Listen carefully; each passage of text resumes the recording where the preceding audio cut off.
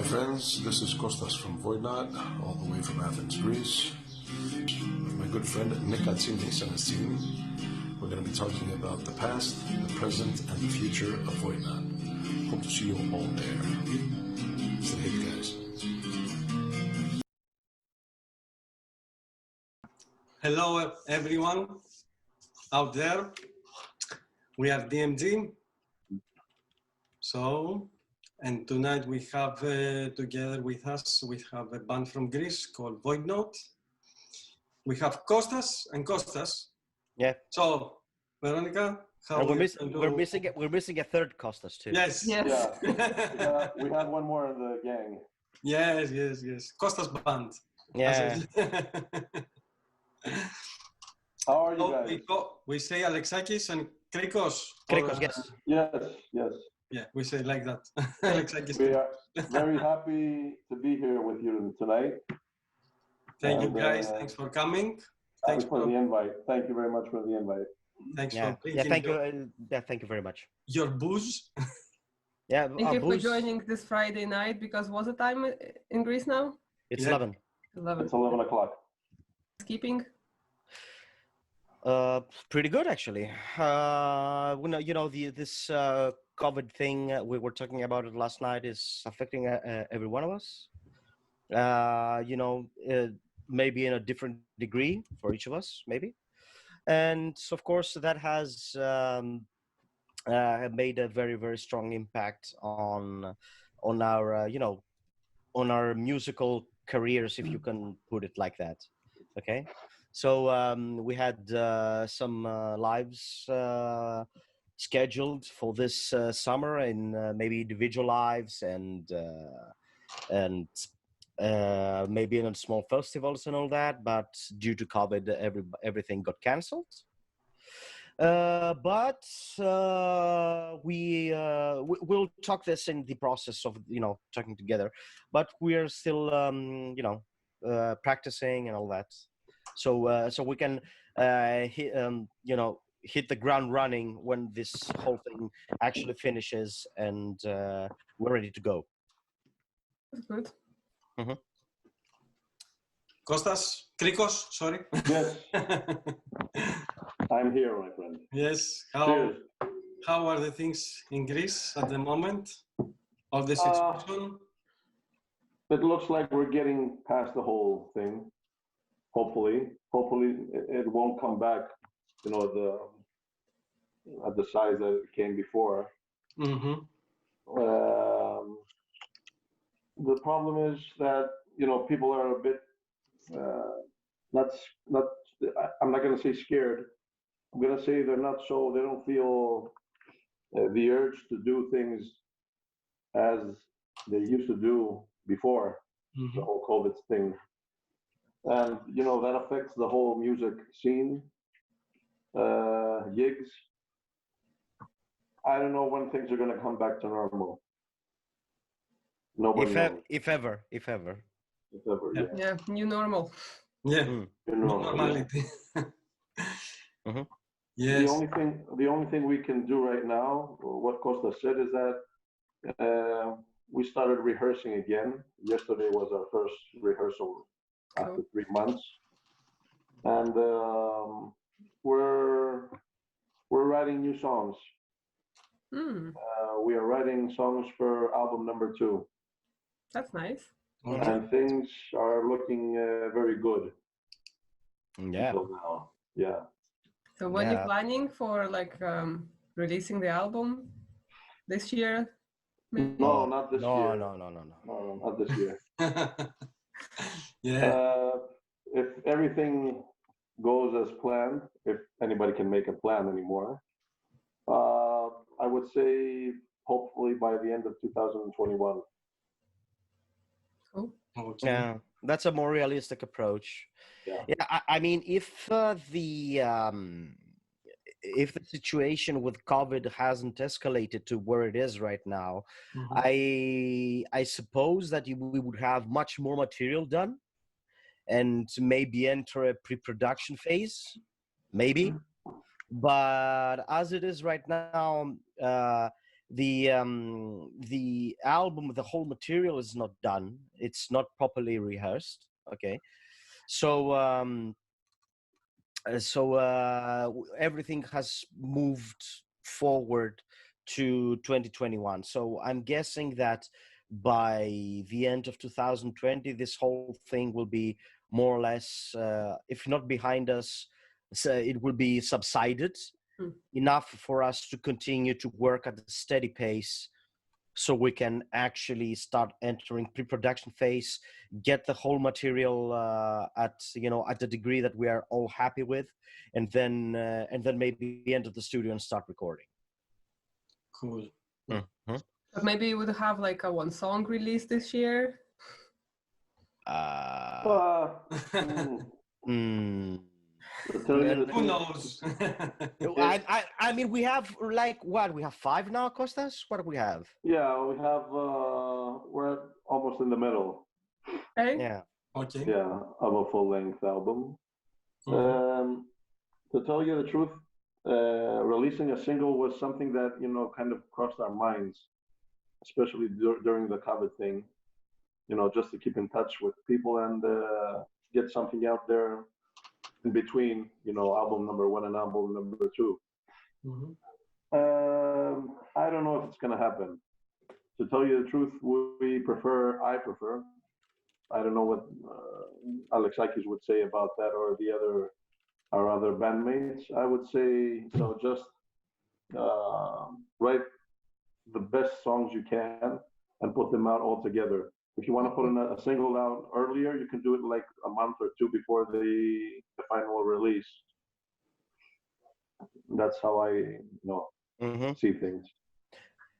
I mean, yeah, it's always a good idea to to give fans a preview of what you're doing, and that might come either in the form maybe of a single, or it might come to maybe in the form of a small trailer, maybe Okay. that contains Yeah. small snippets of several of the songs that we have done so far. But but the thing is that as it is right now, we're not very, very sure what's going to happen. At least what I want to say is that we're actually on the process of creating something great, because the new album is far, far better than the first one. Yeah. Cool. Yeah. Until now, the 5 first tracks are surely more powerful. They're faster, they're heavier. We feel very, confident of new songs. To tell you the truth, we like them better already, even though they're not finished, than almost all of the songs of the first album. I don't know if you can understand what I'm saying. They already feel more better than album number 1, even though album number 2 is not finished. It's not even half done. That's very good. Yeah, they're actually We will wait patiently. Yes. Yeah, they're actually the way that we see it. There are actually only a handful of tracks from the first album that are even comparable to what we're doing on the second album. Okay. Yeah. And I do not want to overstate this, or make it something bigger than it is, but it's how I see it, and people do know me for being brutally honest when talking about this stuff. So yeah, comparing this to comparing the second album, which is yet to be named, to the second one, it's much more powerful. It's definitely faster, faster, and it retains what, at least so far, the main pillars that we have set as a band on the music that we're playing. So what the people that know us know that we play this modern American metal, groovy stuff and all that. This is still there. It's groovy. It's definitely an American sound still, but it moved over right now, and from the part that it was that it had a few maybe elements of being, let's say, maybe a bit stoner elements or something like that. This whole thing has gone. Yeah. Yeah, and yeah, and everything has No moved. more love and sweetness. Yeah. Everything Yeah. is going to become a bit brutal. Yeah, Okay. and everything has moved over to the part that is much more on the Pantera style, maybe Lamb of God style, In flame style. in flames. Okay. It's but the thing is that since we do not employ the brutal vocal lines that most of these bands have, okay, and we have Stavros, who has a very beautiful and clear voice. This is what identifies us and pulls us back to our original identity, if you can understand what I'm saying. Okay. Yeah. Yeah. Okay. Do you want Krikos to say how we know each other? Yeah, this is the funny part of the whole thing. Nick and I were in the same school. We were classmates back in 1993, 94, many, many years ago. Yes. And after finishing school, we never met again. We never got together again. And then I learned that he's gone to Ireland. And then one day we meet again through Facebook because he saw the band. And here But we the are funny again. thing is, how I find you is I was in a master class because I finished also like sound engineer here in Ireland. Yeah, I you were in never- master class with the Bobcacionis at Bobcacionis, in Santorini. Yes, Santorini. Okay. So we were there last night, I think, before we leave Santorini. We were for the last beer. And the guys were talking like was, I think, Terry from Scare of the Sun and Yannis from Anonymous. Yes. They were speaking, they say, Kosta Krikos, they say Krikos, but they didn't say something to the guys. When I came back to Ireland, I tried to find on Facebook and I found you.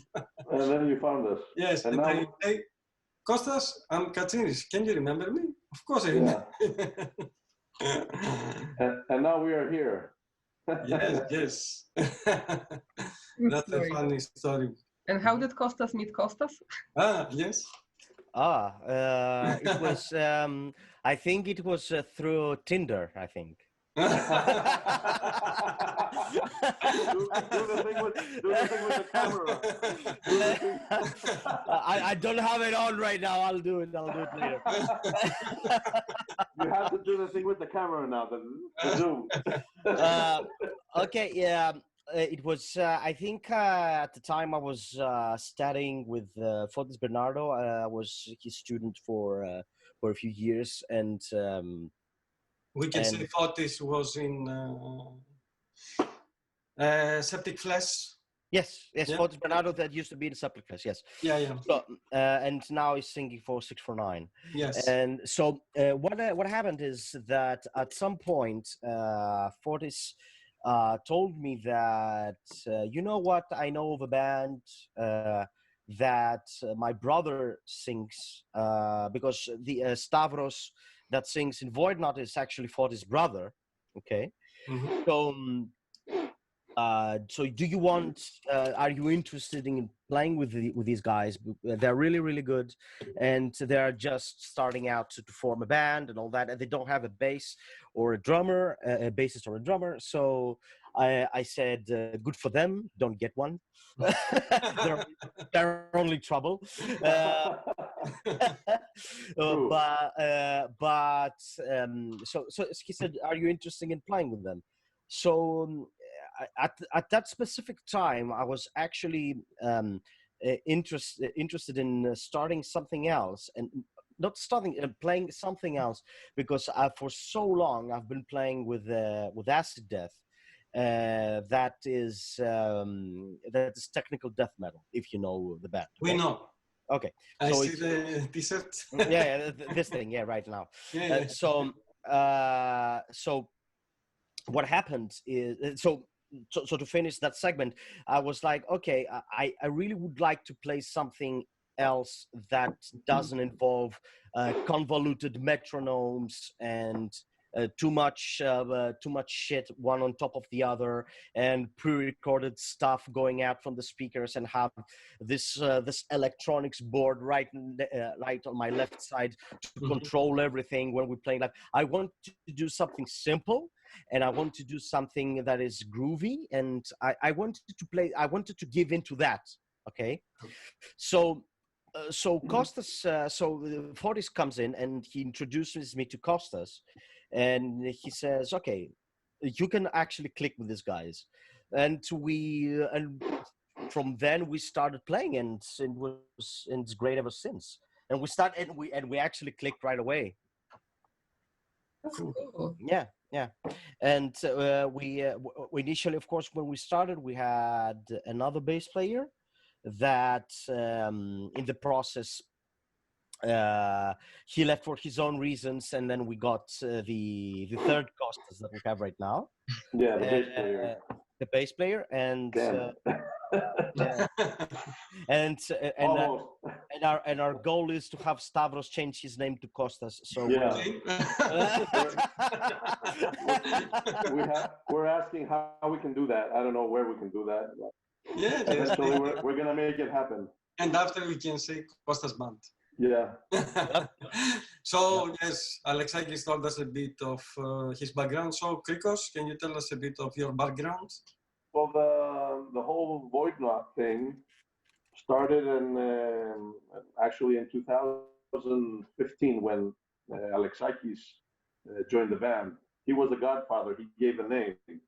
Oh, okay. Yeah, he's the one that found the name and baptized us. Well, you needed a cool guy in your band, so that. Yeah, that's why we said yes. You can come. We're so uncool. Please come join us. Well, the whole the musical thing starts a long time before that. It was in 2000, the end of 2009, when I first met. I had the opportunity to meet Bob Kationis. I went to a studio to play a solo for a friend of mine that was recording songs there. Mm-hmm. And I met him, and I told him I have some songs, some ideas. I have them in my head. I didn't have them recorded anywhere. Mm-hmm. But I come here and start making demos of those songs. And that's a process that started in 2000, the end of 2009, 2010. That's approximately the date. It went all the way up to 2013, where I had eventually recorded about 10, 12 tracks with Bob. That's when I got together with Steve Venardo, when we started playing together at the Silent Rage, another band. Yes. We had already started playing at a Metallica tribute band here in Greece at the beginning of 2013. And that's when I decided to give him all these songs so he can listen to them, and tell me if he could, if he would be interested in writing lyrics and just recording it as a project. I didn't want to make a band at the time. He listened to the songs, he liked them right away, and we started working at them.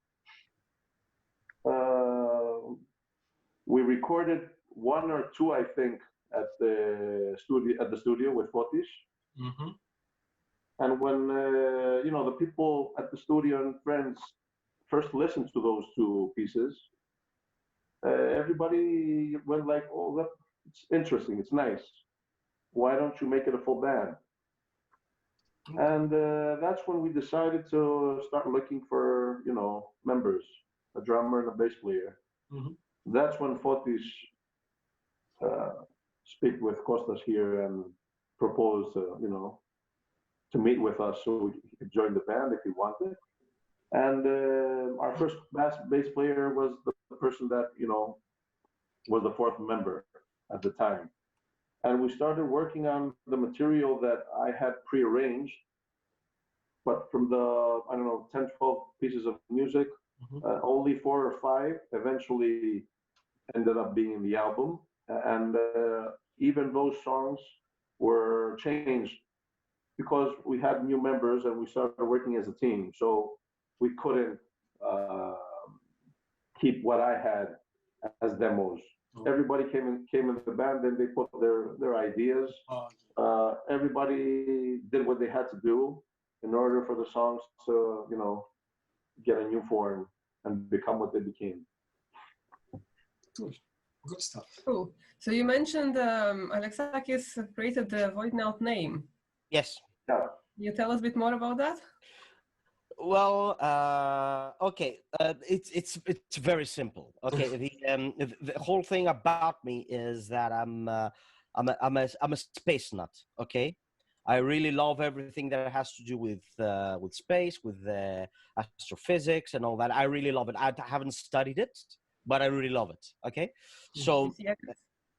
yeah, so I wanted to create something that was a play on words from the word astronaut. Okay, so I just took out the astro part and I put void in there. Okay, and it just sounded cool to me. It doesn't have any higher meaning or something like that.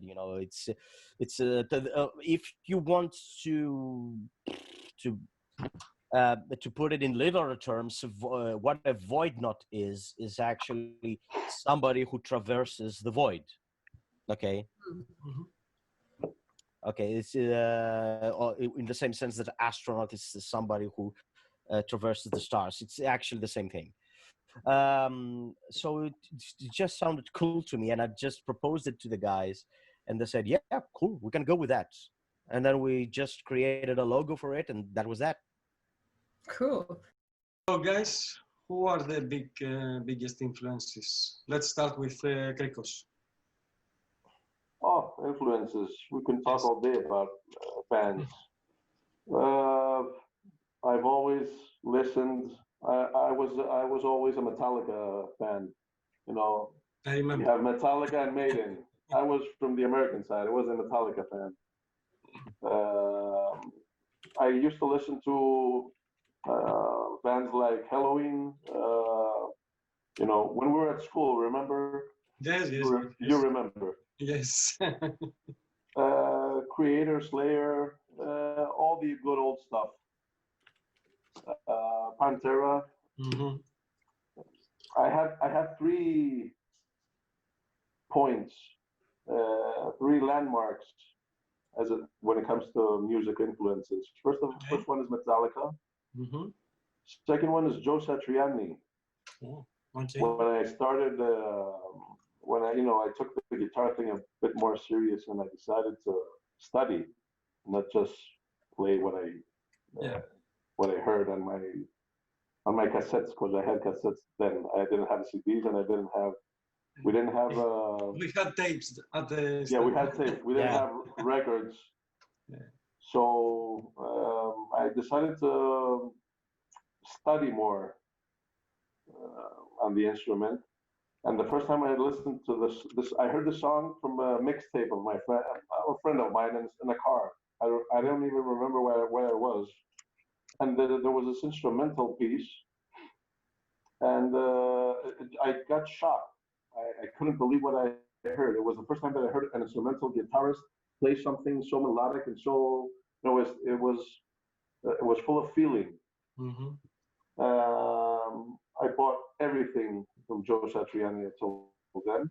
I bought all his books and started to all his tabs so I can start studying his songs and play them on the guitar as much as I could, because it wasn't that easy as I thought. Like no shit, Sherlock. Yeah. And landmark number three that changed the way I played guitar was Disturbed.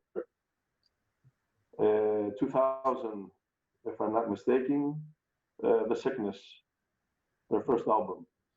And I heard the song Stupefy. Ah. I saw the video, Mm-hmm. but I had already bought this. It was an issue of Metal Hammer, the UK Metal Hammer, that they used to sell it at the Peripero. Yeah, How do we say kiosk. Peripero? Kiosk. It's a kiosk, Kiosk. yes. At Yeah. a kiosk in Athens, and they had a CD with a collection of Yes. bands. And I think song number 2 or song number 3 was the band was called Disturbed, and the song was called Stupefied. It just blew my mind. Yeah.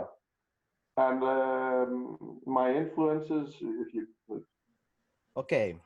So, okay, the whole thing started for me, at least in influences, and then with the drumming and all that. Mhm. I had some old tapes from my father that actually contained stuff like Eagles and Alice Cooper and something like and stuff like that. And that was old tapes of my dad, and I used to listen to them, day in and day out, when I was, in the car, and when I was, little, and by little I mean, 14, 15, maybe Mhm. something like that, and after a while, this friend of mine introduced me to some, let's say, more proper bands of the whole metal scenes, such as the big heads that has to do with Metallica and Iron Maiden and maybe Manowar and all that stuff. Which, for the record, I will say here and now that I find Iron Maiden and Manowar, I cannot fucking hear a single note of it. It's like fucking torture to me. You cannot do this to me. Okay. me too. Yeah, Me too. and the thing is, it's not that I do not like their music. Okay, I want to be perfectly clear here. Mhm. I do believe that these bands, both Iron Maiden and Metallica, were landmarks as what they had, what they have done, Mhm. but they should have stopped at a certain time and not progressed more, because after a point onwards, I got sick of them, and I didn't really want to grow sick of them. Okay, so anyway. Yeah. So anyway, past that, so at one point I remember that I was watching Headbangers Ball, and she puts on Death, the song Lack of Comprehension. Okay, so as I was watching it like this. I was like, Do it. Yeah. Do it for us, please. I was literally like that. So, Yeah. and I was like, what is happening here? What is this music? So after I heard this, everything, it eclipsed everything. Mhm. It really, this is the proper verb for it. It eclipsed everything. So after that, I stopped it. I immediately stopped listening to everything else that I was listening to, and I went into listening other stuff like Death, like Atheist, like Confessor, if you know them, and thrash metal, Mhm. Slayer, and all that stuff that was really unknown to me. It was a whole part of metal that was completely, it was not hidden from me. Actually led me to the other bands that I started playing with, which eventually took me to Acid Death, and Mhm. from there to Voidnaut. Right. Album last year. Mhm. And did you do any kind of tour in Greece or anywhere else? Or did you present it to public? Okay, we did you know, if you can call this a tour, we did 3 consecutive lives with Out Loud on the, what was it, Kosta? It was on last Christmas. I gave you my heart. I gave you my heart, yes. Yeah. It was last Christmas. Our good friend Bob invited us to play. Bob is everywhere. Yes, he is. He is. He's a very, very talented person and a very good friend. He's the master. He invited us to play at their show in Athens at the beginning. At the Methodea, the club was called. No. Yeah, Methodea. Yeah. And we played the first show there, and then the other day we went to Thessaloniki, and then the other day we played another show at Larissa. There were 3 days, 3 shows. Very nice, great experience. Wish we could do it again. Yeah, and I think that there's one nice bit that we can say here.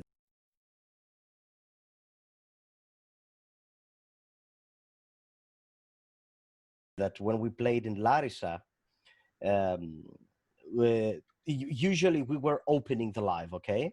Mm-hmm. So we were playing, and then and then Out Loud played. So in the process of playing in Larissa, they said, okay, we're gonna have another band open the live for you, and then you could go on, and then Out Loud. Mm-hmm. And we say, yeah, okay, that is fine with us. And the other band that came to play, they were playing blues. Yeah, there was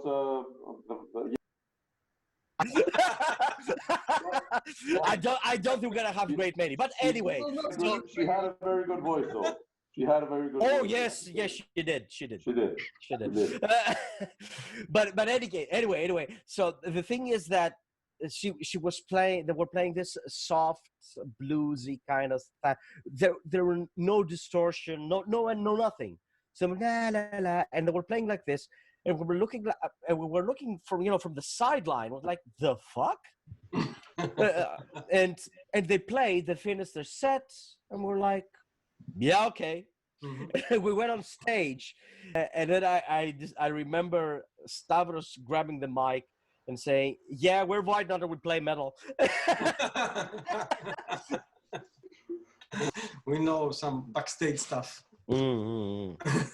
Do you have any interesting story you want to share with us? Yes. We haven't toured that. We haven't toured that much. We haven't toured that much. Alexakis has toured with us to death a lot, so he could tell you a lot of spicy stuff. Ah, you know, rock and roll, drug, women, and Oh yeah, I'll tell you a couple of stuff. Okay. Do the face again. Do the face. Do the face. Okay. Yes. Okay. When we say stuff like that, do the face. Are you prepared? Okay. Yes. So okay. One thing that we did is one thing that I remember was pretty funny. It was we were playing in, I don't remember which city in France with Acid Death, and we have finished our set, and actually everyone was finished. The live was done. Okay, mm-hmm. So most people has gone home, and we were around, and with the rest of the bands, we're playing your favorite bands. No, they suck. No, they don't, and blah blah blah blah blah, and the usual stuff. Okay, so at one point, I remember that we had this my guitarist, Demosthenes, said that I bet I can swear better than French guys. And we're like, excuse me, what? Yeah. I mean, and he said this in English, and the English that he can speak, and he said that Greek language is more adequate to so you can swear somebody else, okay, mm-hmm. with words and all that. And the French guy, there was a French guy that says, I object, the French language is better. and we said, let's have a competition. and we had them stand in front of the other for 10 fucking minutes, swearing their guts out to each other. And the things that they were saying that were out of this fucking world, okay? And yeah, it was fucking hilarious, okay? It was fucking hilarious. So another thing that I remember is the second tour that we did was with another band that is from Holland, called Downcast Collision, which are thrash guys, a mix of thrash and power metal, very good stuff, female vocals, which are brutal female vocals, very good stuff. And these guys are friends of mine to this day, amazing guys, all of them. And so this guy from this band, he had for 3 lives, for 3 dates, there was this girl that was actually following the tour because she liked this guy. Okay. So she wanted something more, if you get my drift. Okay. Yeah. So he was down for it, of course. And one of the rules that we had is you do not have sex in the tour bus. That was one of the ground rules that we have set from day one, not as bands, but the tour manager. The tour manager said, no sex on the bus. If you want to have sex, fine, do it somewhere else, not in the bus. So this guy was supposed to watch over the T-shirts and merchandise. The merchandise, yes. And he was like, okay. And this girl comes to him and says, blah, blah, blah, blah, blah, and all that, kind of stuff. So he takes her and they leave. And after that, the singer comes, Monica, which her name is Monica. And she comes and she says, where is so-and-so? And we said, we don't know. La, la, la. Oh, really? You don't know? Yeah, we don't know. And I think that she literally dragged them by the fucking ear back to the merchandise to sell fucking T-shirts. So, guys, how do you prepare before the concert? And do you have any rituals? Yes, we sacrificed 2 goats. And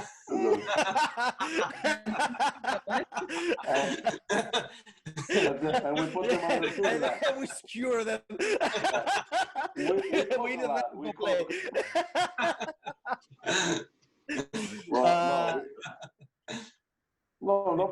We don't have any ritual. To tell you the truth, we just, get together backstage and we just warm up. Okay. The only person that does, the more serious warming up is Stavros. Of course. For his voice. All the rest of us, just. Yeah, he does all these things with his voice. But he's trying to warm up. It's pity because we cannot have the other guys together, but they are busy, so. Yeah. Any special drink he has for warm up or anything like that? No, he doesn't drink anything. He drinks only water. Yeah, he drinks all. Yeah, he does. If he drinks something, he'll drink a beer after the set. Just that. But how do you write songs? Like, where the idea is coming from? What I usually do is, I open the YouTube channel and I put backing tracks of drum songs, only drum tracks in different speeds, and I just grab my guitar and start playing over a specific part. I could just sit in my chair and play 2 or 3 hours the same thing over the same pattern, and just change what I'm playing until something hits me and it feels right. Sometimes it doesn't, so it just my hands tired and go to sleep. that's the way I, write my riffs. I need drums to play. I can't just. Yeah. That's why we You need me, motherfucker. You need me. That's why we have Alexakis, Yeah. For the dance. That's right. The funny thing, the not funny, the most important thing that we do as a band is what happened yesterday during our first rehearsal after 3 months. I had a riff that I had, done a pre-production, short of a pre-production here at my home studio. And I had sent it to the rest of the band at the beginning of the quarantine, 2.5 months ago. And I'm like, oh, guys, listen to this. I love it. It's great. Oh, it's going to become a great song. That's the problem. They never answer. They never listen to them. Or if they listen to them, they don't answer. And I'm like, what? You fucking lie. I'm like, they didn't like this? Yes, I do. Fucking great. Why didn't anybody answer again? So we played the riff yesterday, and Stavros just grabbed the microphone, listened to the riff, and started singing. And what he sung, we recorded it right away because it was amazing. Previous record that we did was composed in the studio. We were what we were doing and what we're actually doing to this day is that we actually go in. We have a preset number of tracks that we want to play and perfect. So we rehearse these 1 or 2 times, depending on how much do we want to work with this. And then Kostas will be like, okay, you know what? I have this little thing that I have stuck in my head. Here it is. So he plays something, then I play something, then maybe the other of the 4 of us, and not just what Kostas was doing. Okay. Yeah, like example, This Pain of Mine, our favorite song from the album. It wasn't one of the first songs that I had written with Stavros. This Pain of Mine was a riff that I brought to the studio. The song, made our life a bit difficult because we had the beginning, we had the verse. We didn't have the chorus. There were some parts that, they were a bit blurry. We couldn't finalize it until almost when we went inside the studio to start recording. This Pain of Mine was developed in the studio, Scarred for Life in the studio. Only 4 of the initial songs that I had written with Stavros made it. So guys, if you had the opportunity to open for a big band in a festival or in a concert, which band would be Krikos? I told it to my friend Fotis last year because they opened for Disturbed. And I told him I'm very jealous. I told him I would love to be up there. I would say Disturbed right now. Okay. Alexakis? Well, my tastes kind of differ. I mean, I would say either Meshuggah or Devin Townsend Project. Ooh, Devin Townsend. Yes. What non-metal bands do you like? Oh, non-metal bands? No. Let me queue up my playlist. I know Krikos, what he likes. Greek rock? Michelis? Yeah, I listen for example a lot of synthwave 80s music. See, I love synthwave. I love it to death. There was a time that I used to listen to a lot of you talked about Devin Townsend. Yeah. Joe Satriani is my Devin Townsend. Well, he's written instrumental albums of all kinds. I've seen Joe Satriani in Spain, very good. Yeah, I saw him in Greece many years ago. I believe it was in 2000. He wrote an album called Engines of Creation, which is a techno rave album. And he played instrumental guitar, over techno pieces. It's one of the greatest things to do when it comes to practice. Okay. If you put any type of different music from metal, I do it a lot. I used to do it a lot. I still do it sometimes. What can you tell us about the Greek metal scene? Yes. Well, what I can tell you is that it absolutely rocks. Well, we have so many great bands here. I say that to all my friends here in Ireland. We have very big metal. Yes. Mm. Well, big, but No, because no. well, actually, okay. You have Septic Class, you have Suicidal Angels, you have Christ, Firewind. Firewind. Yeah, you have a few big metal bands, okay, But we have a but lot of metal. but but what I can say for a certainty is that the scene is huge. Yeah. Okay, the scene as in itself, on how many bands that it has and how many of them are actually good, is huge. You have a huge number of awesome bands here in Greece. Most of them that and I'm pretty sure that most of the best ones I don't even know. Okay. Mhm. And so the thing is that we are okay. Me, Costas, and you, we are at a certain age. We, at least me and Costas, started playing maybe a bit later in life. At least I did. Mhm. Okay, I started playing in my 20s, playing drums. Mhm. So I was a bit late on the get-go. Okay, but right now you have kids that actually want to do this shit, and they know that they want to do this shit since they are 12 or 13. Okay, so they start playing from this young age. So imagine that you have the learning capacity of a young individual who is very quick on the uptake, if you can get by drift, because as you know, young people are very easy to learn stuff. Yes. Okay? The younger you are, the easier it is to learn something. Okay, so imagine that you have a young person learning to play an instrument, and that by the time he reaches the age of 20 or 25, he's a fucking virtuoso. Okay, if he continues, practicing all that, and that is not being talented, as we were talking about yesterday, if you remember, Veronica.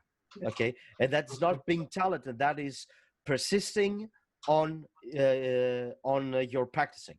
Well, the thing is that all the music is out there. It's on the internet. Anybody can go inside and grab anything from anywhere. Yes. It's an ocean. Nowadays it's very It's an easy. ocean of knowledge. Kids listen to a lot of music, a lot of great music, from a very small age. Mhm. If you like it, it's there for you to develop it, to make it better. Nowadays it's very easy. Yeah. You have it on your plate. Yeah, that doesn't make things easier, because For the band. I hear that a lot, because everybody says, if I were your age today, I would be a great player. And back then we didn't have the internet and the stuff like that. No, it's how much you want to devote yourself to the whole thing, how many hours and days and years you're prepared to spare and to spend. I mean, is it for the fans, not for the bands? No. It's nothing is easy. Nothing is easy, and I can tell you that's a lot harder now because it's an ocean. Too many fish inside. Nobody's gonna know you.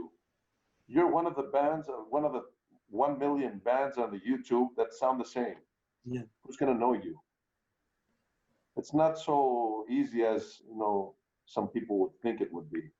Mm-hmm. And being in a band, if we're talking about I think the same thing happens in other countries too. In Greece, we have to think that a band, in order to exist, they have to pay to exist. What do I mean?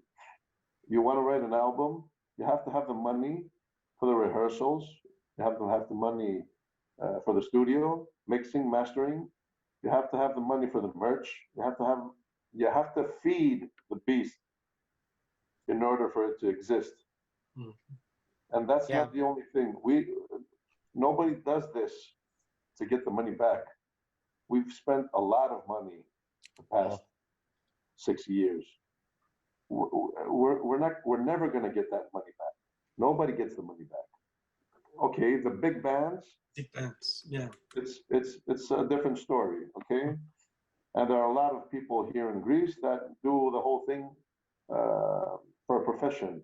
You know, they have their studios, they make productions, and etc. They live from music. Yeah, all the other bands do it because they have the need and they feel the urge to do it. It's simple as that. They feed it so they can be fed by it in a different way. It's an inner thing. And it's simple as that. And I think it's one of the reasons that music from the scene, from the Greek scene, is so good. People like. Okay, you know what? This is, for example, one of the things that, and stop me if I'm starting to rant a lot, but this is one of the things that really, for example, infuriates me as far as the Greek metal audience goes. Because when you have, for example, a big band that's going to come here in Greece, let's say that band is, I don't fucking know, let's say Disturbed, that Kostas likes, okay? And let's say, for the sake of argument, that you have Voidnaut opening for Disturbed, okay? Yes. Nobody's going to come early to watch Voidnaut. Yeah. Okay. No, some people they will come, but not. Yeah. I mean, in the grand scope of things, nobody's going to come. I mean, you're going to have 100 people when Voidnaut plays. You're gonna have 1,500 when Disturbed plays. Yes. Okay, that's what I'm saying. And that is the hypocrisy that I don't like, where when you have a lot of people going, yeah, we support the Greek metal scenes. Like, fuck you do. No, you don't. Yeah. There are few people that I do know that really do like it, and they have my own mindset, and they're like, yeah, okay, I know the Greek metal scene. I know that the Greek metal scene has a lot of things to say. I know that it has nothing to be jealous about from our own scope, which are, to be perfectly honest, they're not that much known. Okay, If you have these bands, nobody will come to the live. Only our girlfriends will come, and our friends, and that's about, and that's it, and that's it.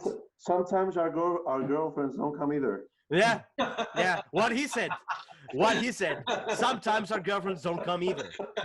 Great. Same thing happened here also, you know, with the Irish bands and the small Irish bands. You know, people go, but you pay a ticket, so. It's not a good. You can go there. You know, you have a pint of beer. Dude, fuck the ticket. If you say to somebody, come please, and I will put you in, and you don't have to pay the ticket, he might not come. Yeah. He might not fucking come. And I'm like, what the actual fuck? What do you want, a blowjob? I don't know. Do you want me to play music for you and then give you a blowjob, or do you want a blowjob first? I don't know. You have to let me know. Yes, but it's fucking like that. If you are not known, or you don't have what we say the circle of acquaintances, whatever that is, you will not have an audience. Yeah. You will not have the exposure. You will not have the exposure, and you will not have the audience. I don't think it's a Greek thing only. No, it's not only a Greek thing. I don't believe that it's a Greek thing. And let me say one last thing, Kosta. For example, Acid Death. Okay, Acid Death has been around since the fucking 1980s. Okay, it's a band that has been that exists for 30 fucking years. When we play live, be honest, and not because I play in it, it's pretty fucking sweet. We never actually have more than 100 or 150 people. Never. The most of the when we have more than that is when we play support for a bigger band that has come from abroad. And you know when the Greek band will be considered successful and people will show up in your life when first you get recognition from abroad. If me as Voidnaut start doing tours and then metalheads from abroad say that, whoa, Voidnaut rules, then the Greeks will say, yeah, we knew it all along, and they're fucking rule and all that, and then we will start having people at our concerts, and it fucking sucks. But like the last time, sorry. Tell me. No, tell me. Crow in April, where Voidnaut played supporting Icedars, and like it looked pretty packed to me. How many people? It was 180 people. Really? Yes. How did you feel that show went? Personally, it was my favorite show. Oh, you mean when we played Acid Death and Voidnaut? Yeah, it was so fucking fun. It was so fun. Great. We had a lot of we wanted to play. We wanted to play a lot. We wanted to get on stage and have fun. Yeah, we were lucky. We were lucky to see you. It was a great night for all of us. Yeah. It was great playing with Acid Death. It was an honor playing with the guys. Yes. It was actually it was so fun. I really loved it. Yeah. Alexakis didn't like the other day. I didn't love the day after, but that day was by far one of my favorite. I had so much fun playing. It was very nice. I mean, it was actually the most that I ever played live. Oh, because you played in two bands. I played back to front. Yes. Yeah, all the bands. So it was like 2 hours on the drum kit, and I loved every second of it. Anyway, I loved every second. And the fun was that when we finished with Kostas when we did the switch over, so when Kostas and the other Kostas and Stavros left the stage and took their stuff with them, and the Acid Death guys came to plug in their own stuff.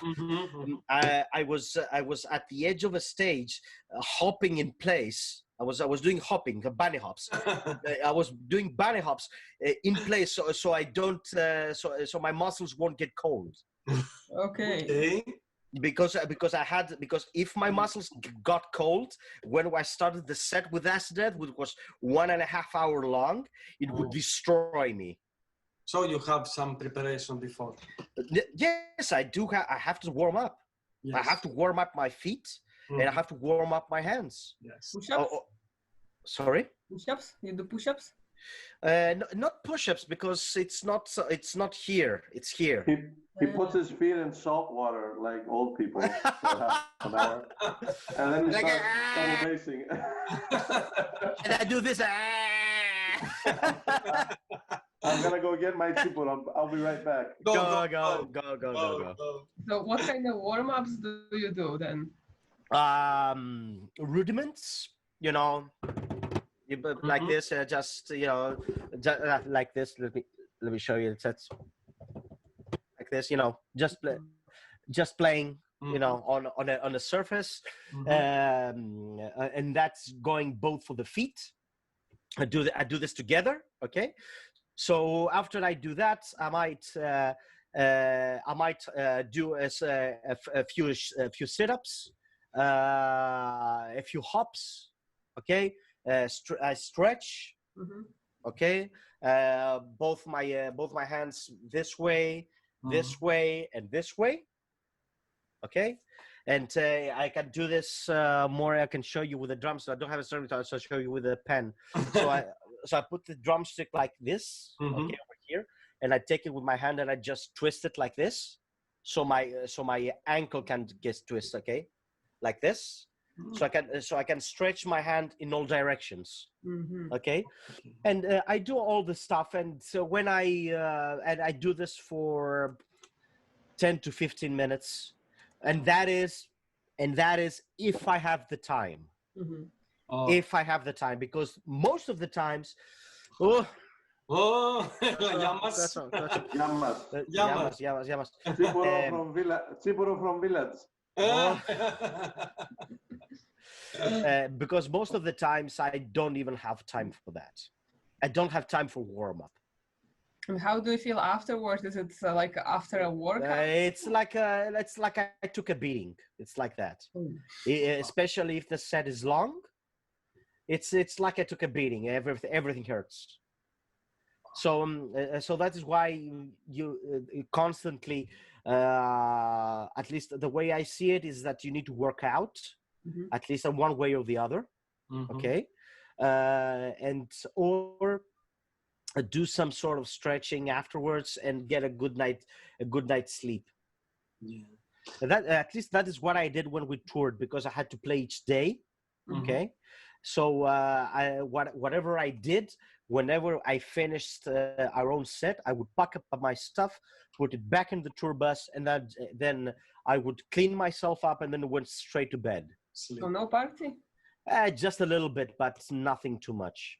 So drums is the hardest job in the band, eh? I think, because I've seen lots of. I mean, that's what I would say.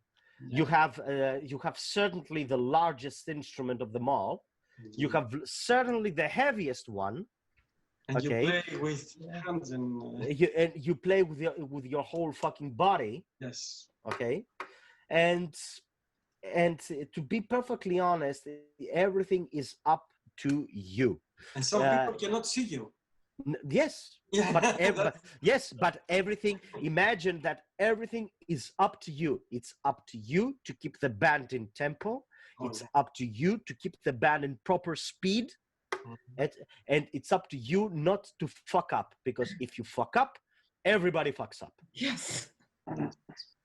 And that is the cold truth. Nowadays, you see a lot of bands doing, because they cannot do live concerts, they do live streams.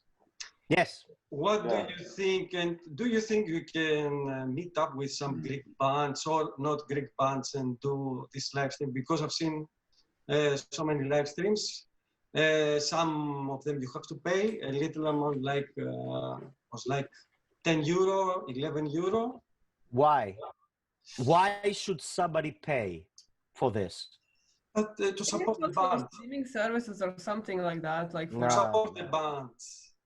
I'm not against the whole live streaming thing. I think it's good. I think it was okay during the quarantine period. Yeah. The bands it's giving good. money. You can earn some money. No, I don't really believe that it's the best way for a band to make money. But to support, or maybe if not. If they want to support you, if they want to support you, they can buy your record and they can buy your stuff. That's what I was going to say right now. Yeah. If the band wanted, if any fans thought that during this period, my favorite band doesn't have money because they don't play lives and they don't sell their merch, they could just, get in their Bandcamp or their site and buy a couple of T-shirts or their albums. Yeah, that can go a long way. That can go a long way. It's the same thing. It's a lot better. But also some bands, they didn't ask for money and they say donation and people, put was for free and people ask, can we put some money? That I am okay with. I mean, the band can play and they can say, okay, we can do a quarantine session, which everybody can play from their own homes and whatnot. I mean, I saw a quarantine session that Tesseract did, and it was, to be perfectly honest, it was more or less pre-recorded. Okay. Everything. But I really enjoyed it. I sat through it, all of it. And I enjoyed it, and I put it up on YouTube. Devin Townsend did the same fucking thing with quarantine concerts, and what he did and what he did is that, you know what, I'm going to do a quarantine concert, and what I want you guys to do is donate, because everything is going to a health fund. Bands they did that also, but also they didn't ask money. Some bands, people ask, can we pay? Because you can always, all of the bands can say, okay, you know what, you can support us. We have a donate button. If you want to donate, you can donate from $1 to whatever you like. This is, for example, if I stream, I say the same thing. If you want to donate, although nobody has done it. but that's beside the point. But you can actually donate, or you can buy our merch. For example, I think it was, who was it that did it recently? Was it Catatonia? Catatonia, yes. But Catatonia put a ticket. Yeah, Yes. what Kostas is trying to say is that when you pay money for a ticket for a live gig, it's different. You're there, you're in front of the band. Yes. It's real. Okay? But If I sometimes want we cannot have this real thing. Yeah, okay. Live streaming is like putting on a DVD or something, you know, it's not the same thing. So you can't put the same price tag on one and on the other. It's different. Yeah, So it's very different. If somebody wants to charge 20 euros or 25 or 30 euros for live streaming, how much should they charge when they come here to play? 100? They didn't charge like that. Like Insomnium was like 10 euro, and Timo Kodipedo from Stradivarius was like also 10 euro. The prices is like that, 10, 11 euro. Normal prices here in Ireland is like 25, 30, 40 euro tickets. Everybody has different opinions on the whole subject because it came up during the quarantine and it came up a lot. There were a lot of people that were, you know, they were a bit angry with their bands. They said, okay, Insomnium and Catatonia and other bands put a ticket, and Metallica every Monday, they put out concerts, rare concerts from the 90s, the 80s for free.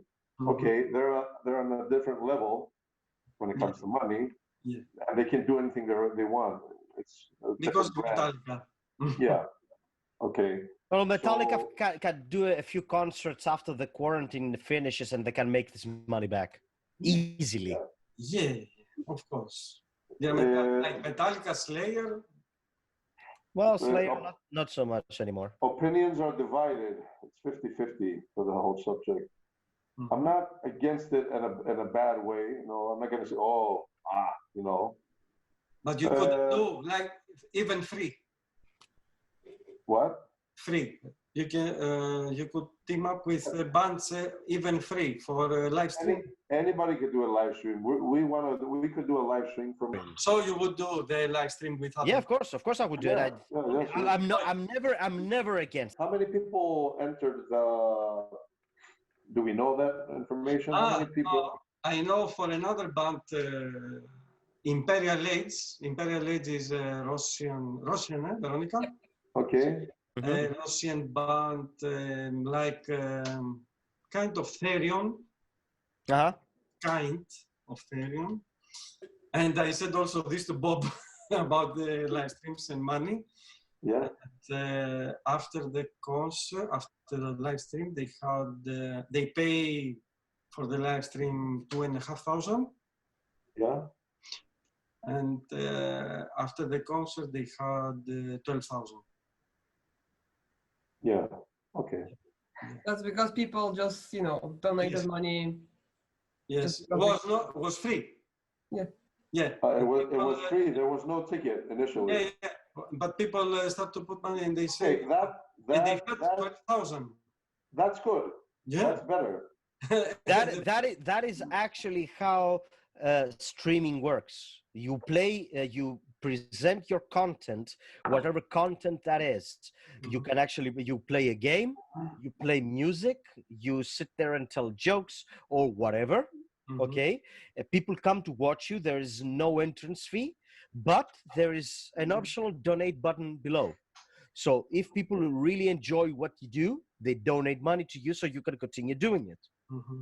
Okay, that's what this is the difference that what I'm saying. So if people really enjoy what you do, they're going to pay you money. So the story I wanted to tell you is the only time during a concert that I had to step back from a fucking stage because it was so loud, and that was during the set of Samael.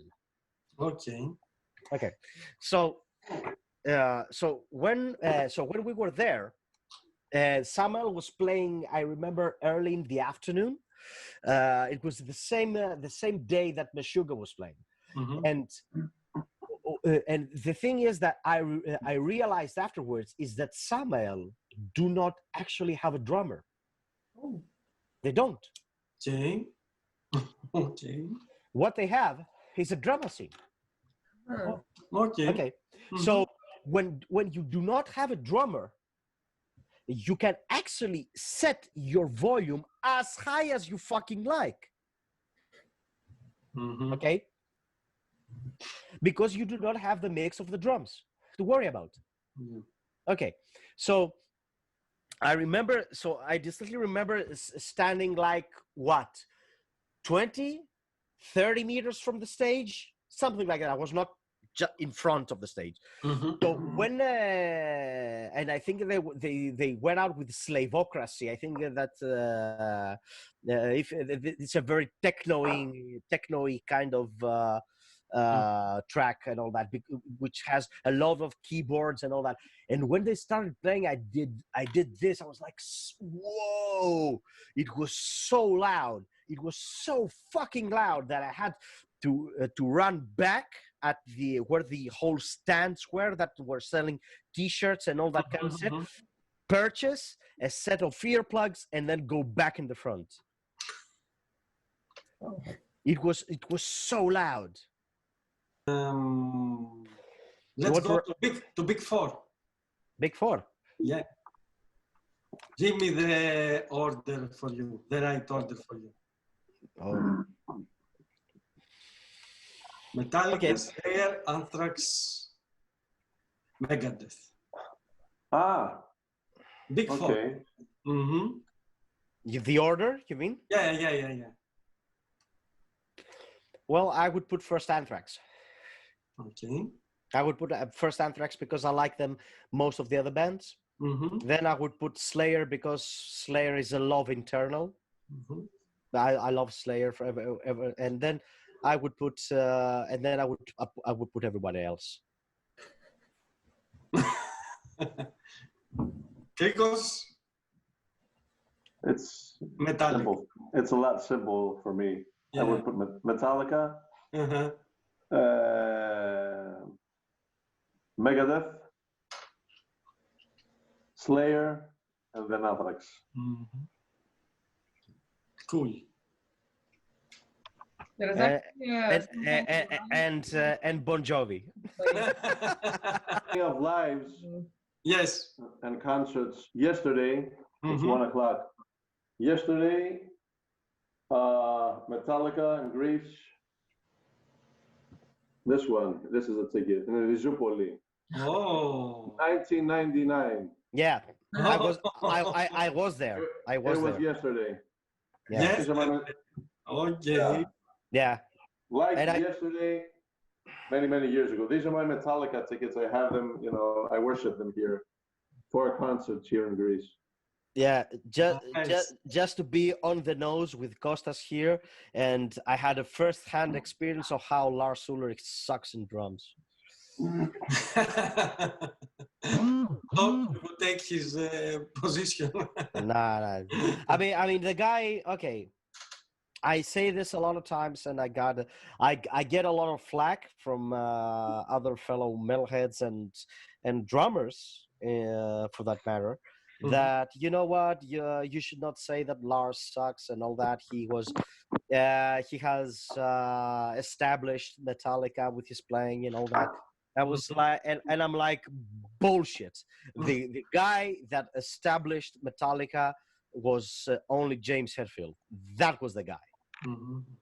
Yeah. That was the guy that made Metallica. If Metallica didn't have Hetfield and Yeah. they didn't have his songwriting and his fucking right arm, because his right arm is fucking out of this world, because this whole thing that he does, Mhm. he created a whole different school of guitarists, which of course Kostas belongs to. He's the reason I started playing guitar, to tell you the truth. To take the position of James. Yeah. No, there are some people in music that they're gonna live forever. Yeah. Okay, I have some other guys say here, oh, fucking say Dave Mustaine too. Yeah. Okay. Rust in Peace, one of the best albums Yes. ever written. Yes. Yeah, my goodness. That is an absolute truth. I mean, Rust in Peace. It's a guitar lesson, it's a drum lesson, it's a bass lesson, it's everything. It's a very big lesson. The whole Yeah, album is fucking unbelievable. it's an unbelievable album from start to end. There's no The songwriting, everything. yeah. There's not a track in it that you'll say, yeah, it's okay, I guess. Everything in that album is okay. Is very good. It's a very good album. I mean, and you can say that, and you know what? And this is to circle back to us as Voidnaut, and this is something that we strive to do as a band. And I really do not want to have fillers in my own records. Okay. You have 2 or 3 or maybe 4 very good tracks, and you want to create another 4 or 5, so you can create a record and put these 4 good ones out there. Well, that's what's happening with the second album, with the songwriting situation. If something doesn't pass the test, it doesn't pass the test. It doesn't get on the album. We don't even start playing it. We don't give a damn about it. If I play a riff and the rest of the guys don't like it or they don't feel good about it, just throw it away. Okay.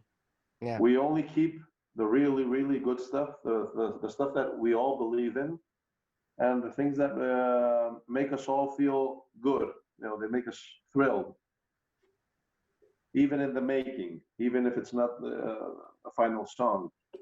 You can understand if a riff is good and if it's gonna become a good song. You can feel it from the beginning. Yeah. If you're into music and you play music and you record songs and you record albums, eventually there's a time that comes that you know that this is going to be a good song or this is not going to be a good song. So we've reached the point that we filter all the stuff that come up, and that's why we said that album number 2 is going to be a lot different. Yeah. If it's only 8 songs that we like and are very good, we're going to keep 8 songs. If we have a 9th song or a 10th song that's a bit weaker, it's not going to get on the album. We're going to keep only the good songs. Okay. No fillers. Yeah, that is actually what we did when to take this conversation with Acid Death. When we did Primal Energies, because I was so entrenched into the music and learning to play the parts and learning all the songs and blah blah blah blah blah and all that, I really didn't pay much attention to the songwriting, so much of producing the proper drum parts for it. Okay, so I was constantly on the fence. So what should I do here, or what should I do here? And I was only watching the tree and not the forest. You were missing the music. You were missing the song. You were listening only to the drums. I know. Yeah, only that. So when so I had a chance to actually listen the fucking album when it came out, if you can believe that. I had I listened to my whole album, to the album that I played and I helped create and I recorded from start to end when the album was out. Only then. And that is a decision that I did semi-consciously, because I wanted to hear it, unbiased, and I wanted to hear it with the ears of a listener, and not the creator, not a musician. Okay. So I wanted, to just sit back, relax, have a beer, and just listen to the album. Yeah. What was your first impression of the album when you first hear it? You've listened to a lot of music. You listen to a lot of bands. You talk with a lot of bands. You've listened to a lot of music. You're older than we are, a couple of years, I think, from what I remember. So your background, uh, you've listened to a lot of stuff too. What was your first impression? What'd you think? Me? Yeah, you and Veronica. Ah, okay, Veronica first. Hey, no.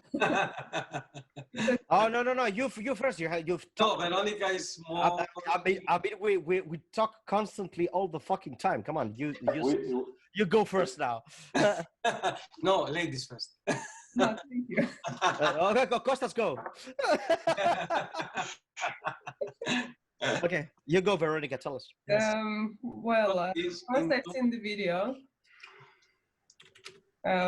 you saw the video. Yeah, the Okay. song that has the video. Back from the grave, yeah. It was interesting, but the more I listened, the more I liked it. And then when I listened to the album, it was like, wow, this is great. And I was listening for, I don't know, few straight days until I could remember all the songs. In the car. Okay. Yeah, Because Veronica was into this music more than me. Like it's car. It's what I call car music. You know, I myself listen to, if I like something very much, I get the CD and I put it in the car, and I could listen to the whole thing for, I don't know, 6 months, not listen to anything else. I drive 2 hours a day to go to my work and come back, so I spend 2 hours in the car. If I like something very, very much, I can listen to it repeatedly for a long time. Our album could be considered as car music. Alexakis? Mm-hmm. It's you can hear it in the car while traveling and enjoy it. Yeah, it's where I listened to at least the Voidnaut album the most in the car. Yeah, me too. Not at home. Not on No, my. at home I don't listen to it too. Yeah, not on my desk here in the office. I like to listen to music in the car when I'm driving to work because I can sing and nobody has to hear me. Nobody's ears going to.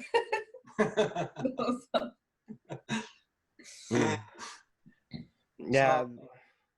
Car singing is a whole different thing. I did that a lot when I was at the point in time when I was listening to a lot of Queensryche. So I said, I was doing all that. I hope you had your windows shut. Yes, of course. Okay. If I was listening to Empire or Rage for Order or something like that, I was like, I was doing, I was squelching, not screaming. I was, and somebody was twisting my fucking neck. I was doing. What about King Diamond? Oh, I love King Diamond. I love King Diamond, and I love the fact that he does all this, fake voices, and it's the eye of the queen. and all that. I fucking love it. I love it, and I you know what? And never once I considered it funny. No. Sorry, I had tapes. I found my tapes, and I had the Conspiracy album, which was a great album. And there was a song inside. There was like an instrumental song that had babies or screams, and it was like a scary thing. And I remember a friend of mine from school. We used to go to his house. We used to put that song on, and we waited for his little brother to come in the house. And we had the lights closed. And when the kid came inside, we pressed play, and King Diamond went on, and the kid started running outside crying. We did stuff like that to make him scared. Yeah, I remember listening at the album They a lot. Yeah. Okay. Yeah. Yeah, especially the first part, the Welcome Home, it was so it is so fucking awesome, so fucking awesome album. Yeah, I said Veronica before to tell you first because she was more into Disturbed and this kind of music. That's why she probably. But when I listened, your album first time, of course I listened because you are my friend. So, but after a while I start to like because I was not into this like Disturbed, Pantera. I know songs, of course. I'm more like to power You were more of a heavy. power.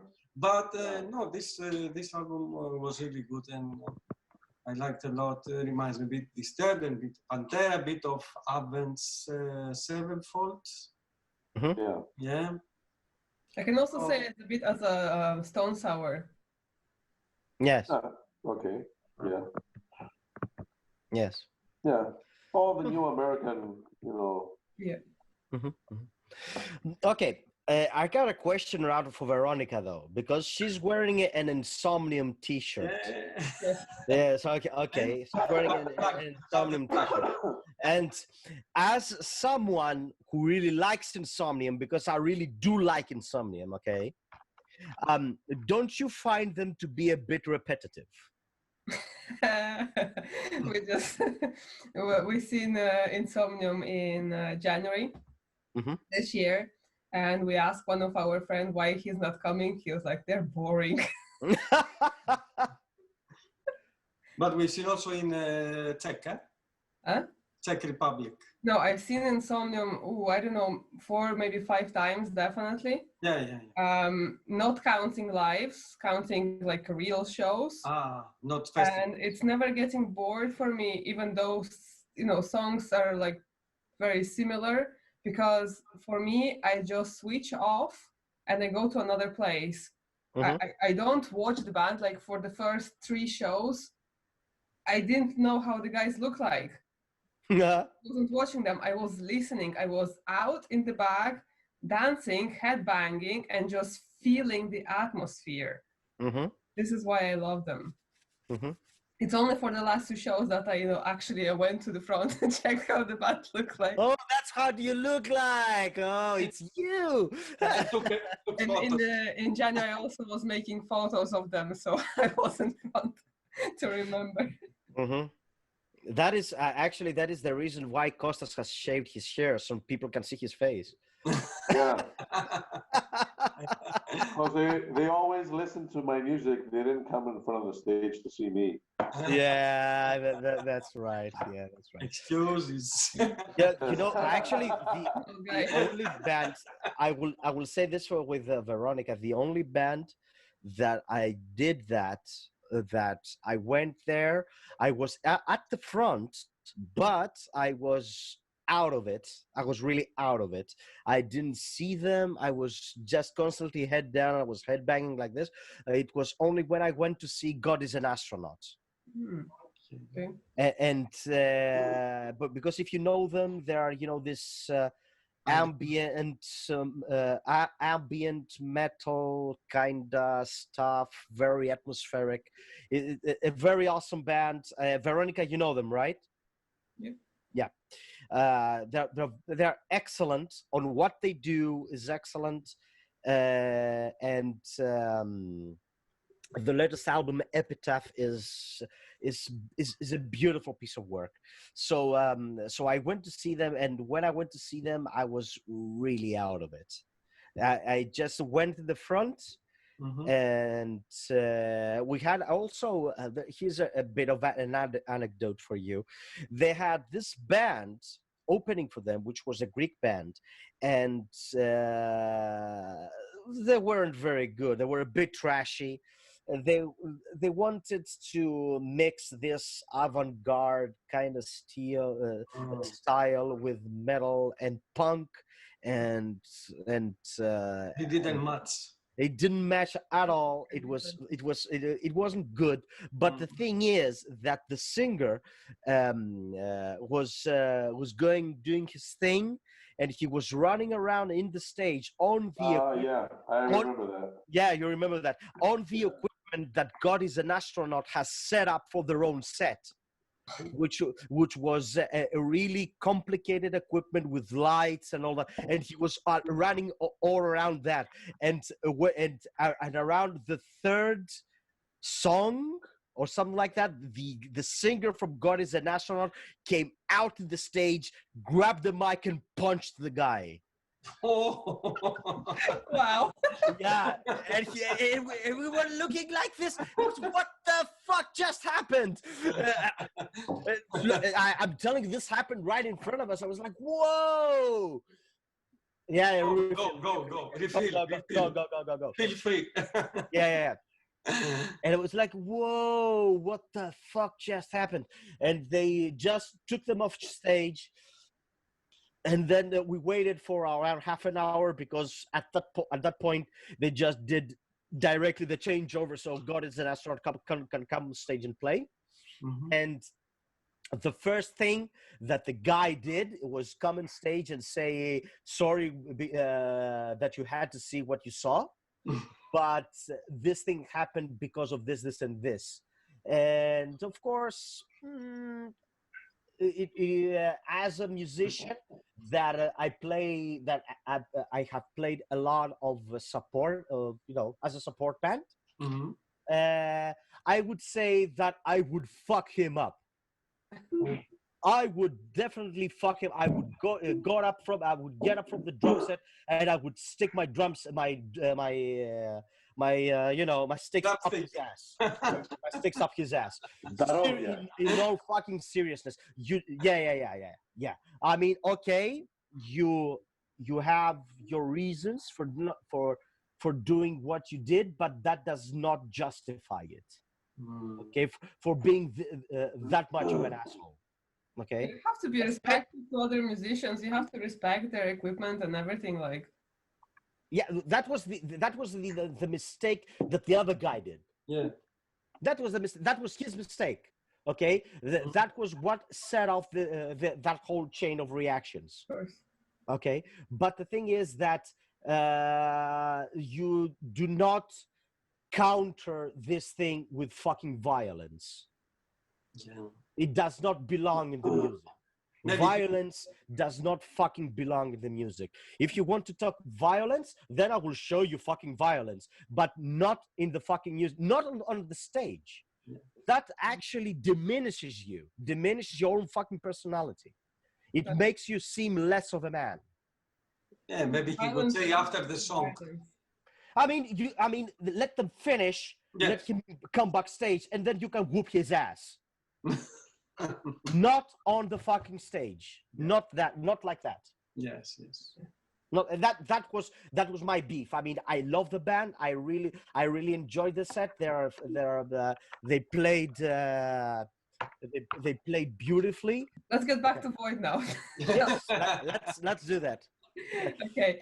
So, what festival would you like to play at as a Voidnaut? What? Sorry. What festival would you like to play at? We like to play at any festival, all festivals. Like a dream festival? Everywhere. Festivals are great. But you play music, you drink. No, it's look. Like Bakken, Hellfest, Grass Pop. Who would say no to that? Nobody. We like to play our music live. If it's a festival, it's even better. You're outside. Summertime, a lot of people. You drink, you play music, you listen to other people play music. Yes. What's better than that? We can't name festivals anywhere, everywhere, all festivals. Yeah. I would definitely say Wacken, for sure. I would, since that I have first-hand experience, I would say Metal Days. So, let's go. Ouzo, Octopus, or Souvlaki and Mythos? Tsipuro, only Tsipuro. Souvlaki and Mythos. Souvlaki and Mythos. Souvlaki and Mythos. I think that is a standard thing for me. Yeah. Souvlaki and mythos, yeah. So, I mean, if you're going to go for Uzo and Octopus and all that, it requires a different setting. Yeah. Yeah.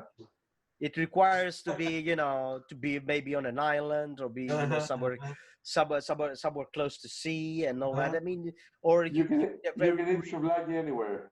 Yeah. Anywhere at any time of the year. Even during the interview. Any time of the day and night. Any time of the day. Or you can, you can get up in the middle of the night, eat a souvlaki, and then go back to sleep. Nice. So as we're talking about food, and I know that the Greeks are great cooks, do you have like any favorite recipes or any food that you want to share with the viewers?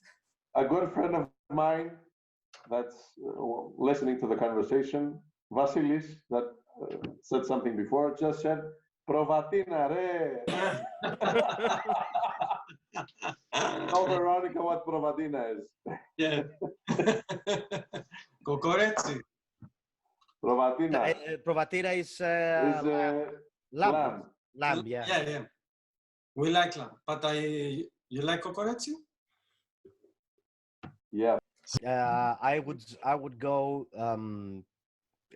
grilled, a good grilled steak any day. Grilled anything. Yeah. Grilled anything. A For good me, grilled anything. a Yeah. good grilled pork steak with French fries and a salad, and That's the menu that he asks before every live gig. yeah.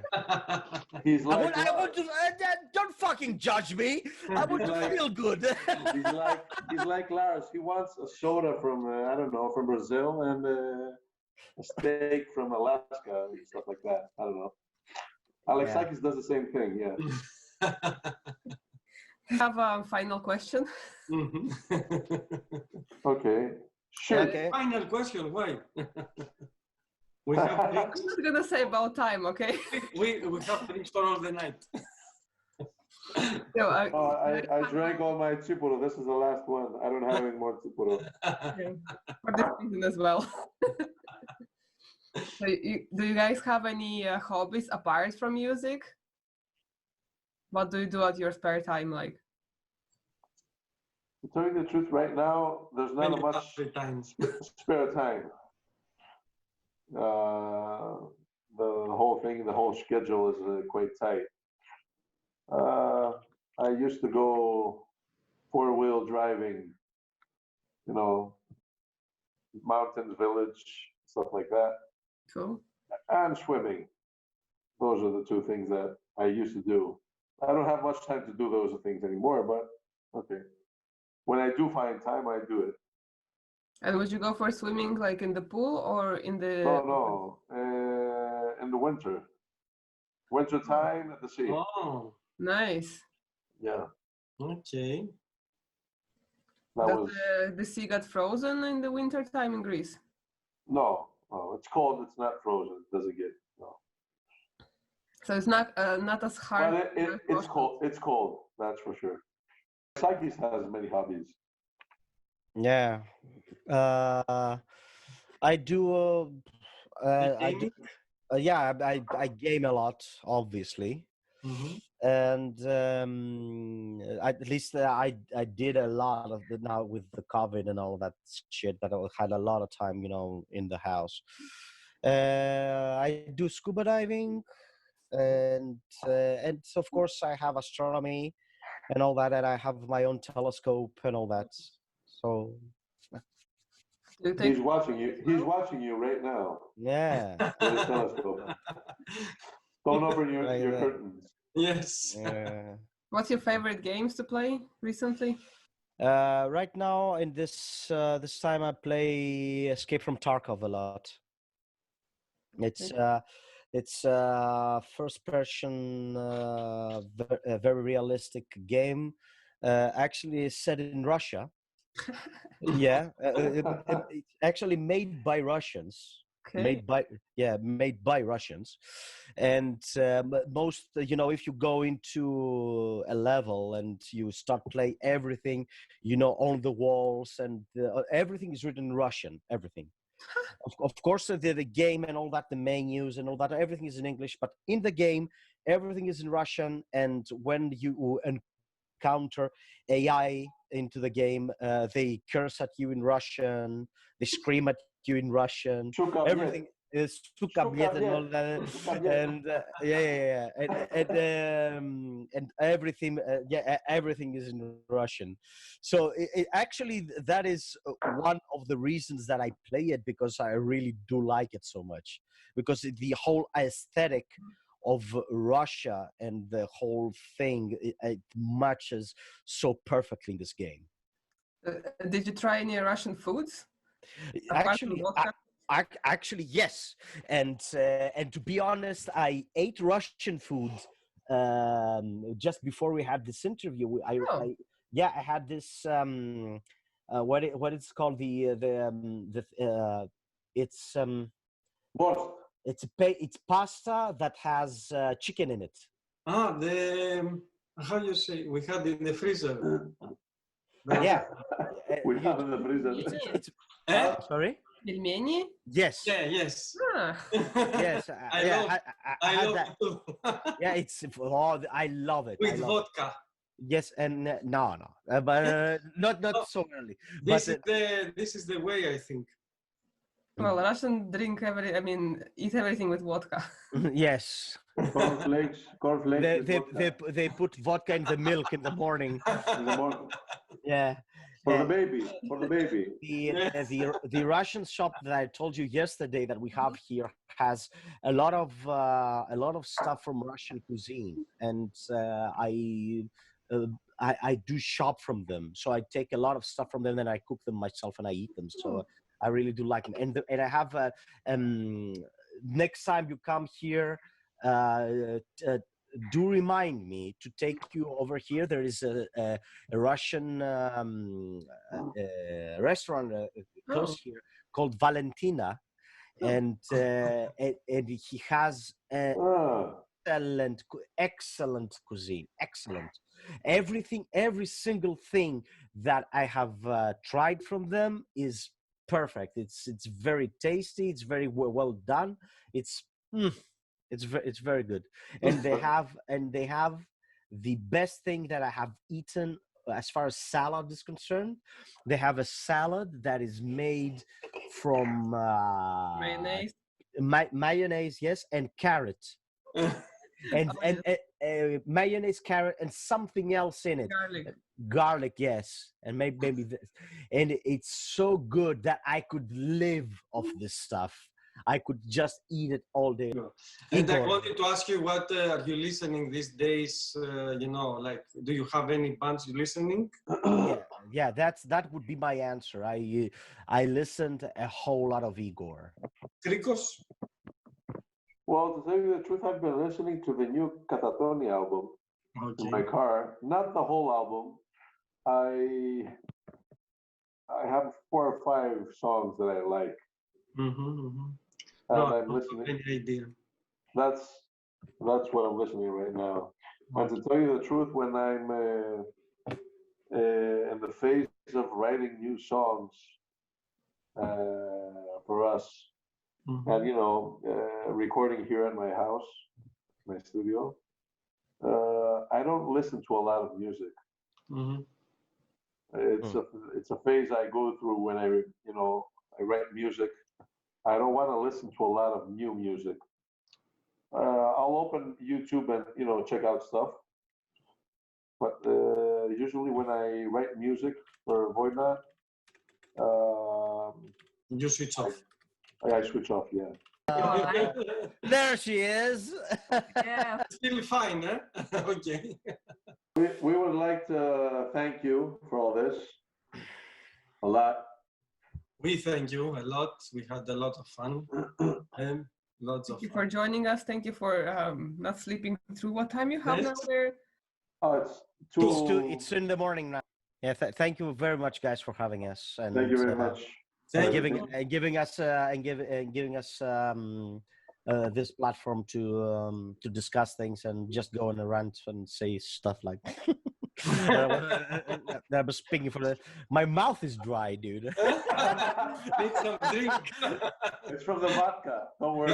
It's from the vodka. You didn't talk so much. It was okay. You were okay today. You didn't talk so much. I restrained myself. Yes. Yeah. Oh, it was very fun to have you here, guys. Yeah, we had a Yeah, lot. thank you guys It for was joining. it was great being with you. Yes. Thank you for the viewers for watching. Thank you for everything.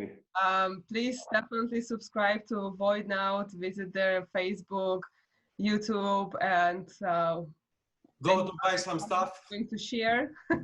Go to buy some merchandise. Buy the merchandise, support the band, and of course subscribe to our YouTube channel. As the whole interview will be live in 2 weeks, and if you fall asleep, you can watch it then. Oh, yeah. Good. Good. Thank you.